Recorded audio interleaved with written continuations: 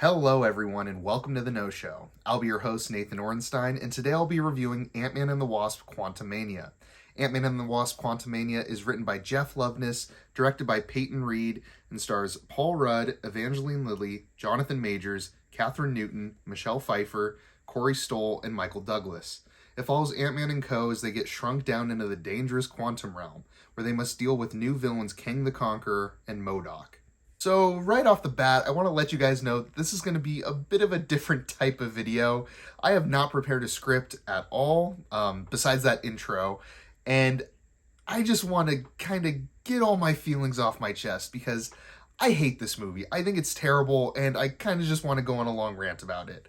I hope that's okay with everyone. Before we really get into the fun stuff here, I do want to acknowledge the single positive thing about this movie, and that would be Jonathan Majors. He is playing the new big bad of the MCU, King the Conqueror, who I'm not entirely sold on as a character. I think he's interesting in the fact that he's really powerful, but not really for any reason besides that. But Jonathan Majors is really good here, as he is in everything else he's been in. I think he's going to have a huge year. He's also the antagonist in Creed 3. He's going to be in Magazine Dreams. And this is a good jumping off point for him. It's a shame he's stuck in the MCU for, God, however long he's going to be stuck here. But he is a highlight, and I did want to acknowledge that. Moving on to the reasons I hate this movie, I don't really know where to start exactly. All the negatives kind of build off each other. So I guess I'll go with kind of one of the ground level complaints, and that's just this screenplay is horribly written. Now, I am not going into a Marvel movie expecting some next level Oscar nominated screenplay. Trust me, I've seen, God, there's like 2 billion of these movies now. That's a complaint for another day. But I know what to expect, and this is so much worse than normal. For some reason, they thought the Ant-Man movie was a good movie to just dump as much exposition as you possibly could into these, like, pretty long scenes. I mean, there are some flashback moments here that feel like they last like 15 minutes and nothing happens. It's just talking. And it's not good talking either. If you're going to rely this heavily on dialogue, your dialogue better be good, and it's not. It's like low-level Marvel schlock. I don't know. It's not interesting. So like I said, all the negatives kind of build on each other. So this ground-level negative that the writing is just bad in general. The dialogue is uninteresting, the narrative is uninteresting, and it's just presented in the most bland way possible. Now you've got these characters and these performances that are also uninteresting, and the performances feel like they're given by people who don't care about this movie. I'll start with Paul Rudd because he is Ant-Man after all, and the first 2 Ant-Man movies, I don't think they're anything special, probably towards the middle of Marvel movies, maybe bottom middle. Anyway, he's the best part of them, like by far. He is charismatic, he's got great comedic timing, and he's just fun, you know? He makes those movies. This movie, not the case. Ant-Man and the Wasp Quantumania, God, that title, oh my God, that title. Anyway, this movie's like really serious, like aggressively serious. So when you take probably your most funny MCU character and put him in this overly dramatic situation, it doesn't make sense, and you're not playing to his strengths at all. Paul Rudd isn't that funny in this movie because the role doesn't demand it, and it kind of makes Paul Rudd uninteresting in this movie. Also, it feels like he doesn't have that much screen time. I mean, he probably still has the most screen time, but it felt like he should have been there more. I don't know. Maybe that's just a personal thing. Next up, we have Evangeline Lilly as Hope Van Dyne, or the Wasp. Uninteresting in the first 2 movies. She's uninteresting here. Her one kind of interesting thing about her was like she was looking for her mom who had mysteriously disappeared. Well, the mom's back, so the Wasp has like nothing. I don't know. I don't want nothing characters in my movie, especially throw them in the title. Good Lord, that title. Oh my God, I'm getting off track. I'm sorry. Cassie Lang is along for the ride, played by Kathryn Newton. She is Scott's daughter. She's, I don't know, somewhere between like 16 and 20, I guess. I don't really know. It doesn't matter. She's kind of the Gen Z injection into this thing. Not so much the popular culture stuff, but more like, oh, the revolutionary spirit and fighting the man and that kind of thing. And, I mean, they do fight a man. They fight King the Conqueror. Congratulations, that's your role in this movie. I don't know. Obviously, they're trying to go for some family dynamic thing, too.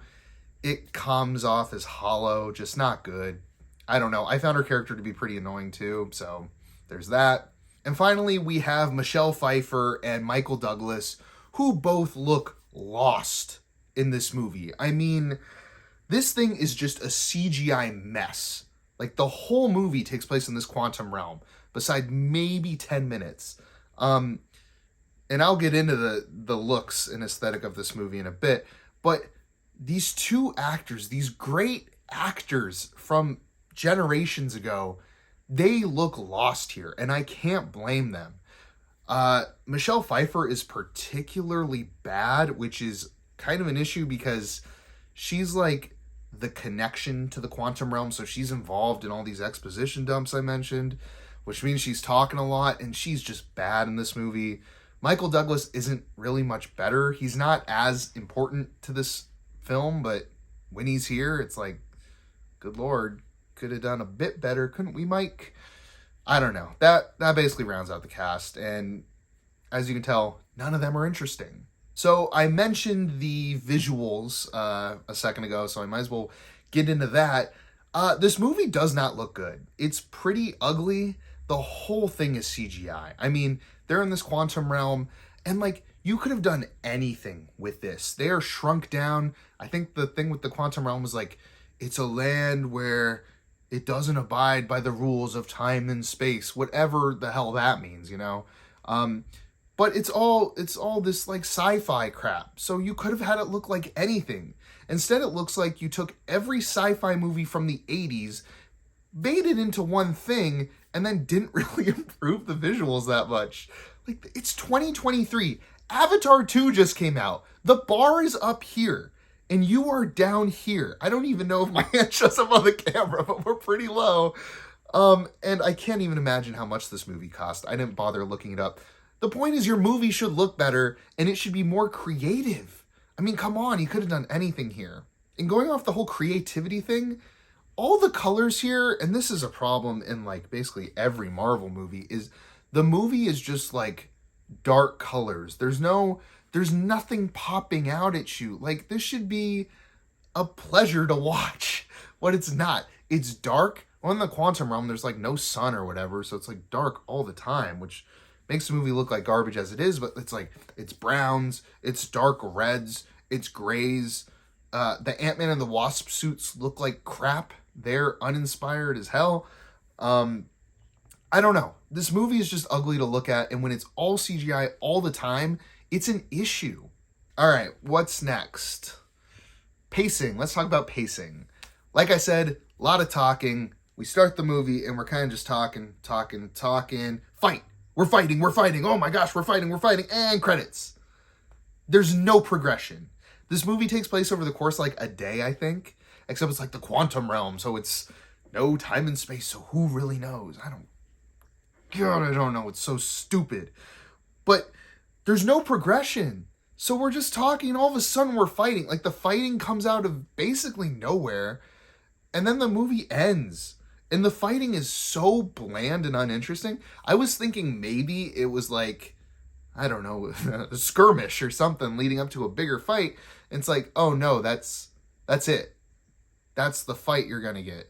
And like, there's this kind of revolution going on against King the Conqueror.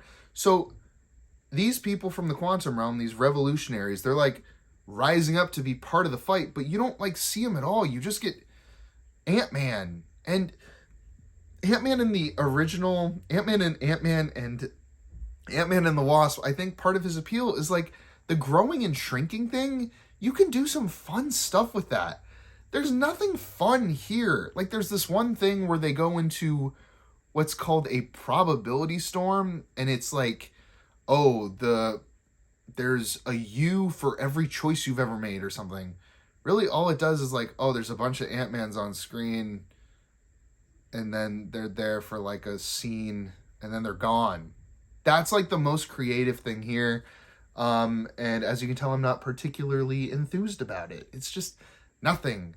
They didn't do anything interesting with they didn't do anything interesting with this movie. And I don't know. Talking, then fighting, then done. It's just no progression, uninteresting, and the fighting's not even good. I don't really think I have much else to say. I'm trying to think if I missed anything. This movie apparently is not doing very well at the box office, which gives me some hope that, hey, maybe Marvel should take a step back and not do like 4 movies a year and 10 TV shows. Maybe if you put some effort into something and made a good quality product, people would go see your movie. This, like I said, this whole Marvel thing is a discussion for a different day. And I'm not even like a Marvel hater. I enjoy probably the majority of their movies, but like, this is bottom of the barrel stuff. Last year we got Doctor Strange, Multiverse of Madness, garbage. We got Thor, Love and Thunder, garbage. And we got Black Panther, Wakanda Forever, just mediocre. Like, I don't know what they're doing. They need to change something, because this formula of using uninterested actors to make uninteresting movies is not going to continue to sell tickets like it has in the past. They have been broken since the Avengers Endgame, whatever, that all wrapped up. That's like the last truly great Marvel movie we've gotten. And I stand by that. And if you disagree with me, I'm sorry, but I think people are finally turning on them. I don't even see the Marvel fanboys like really going out and defending Ant-Man and the Wasp, Quantum, whatever. It's not worth defending, and it's not worth watching, so don't see it. I know this video is a little late, but please don't go see it. Don't give money to Marvel. Don't waste your time. It is not worth it. I'm giving Ant-Man and the Wasp Quantumania a 3 out of 10. Feels good to get that off my chest. Haven't really been that frustrated with a movie since Doctor Strange, the Multiverse of Madness. But I digress. If you've seen Ant-Man and the Wasp, Quantumania already, I'd love to hear your thoughts down in the comments below. And don't forget to like and subscribe if you're new as well. I've been Nathan Orenstein with The No Show. Thanks for watching.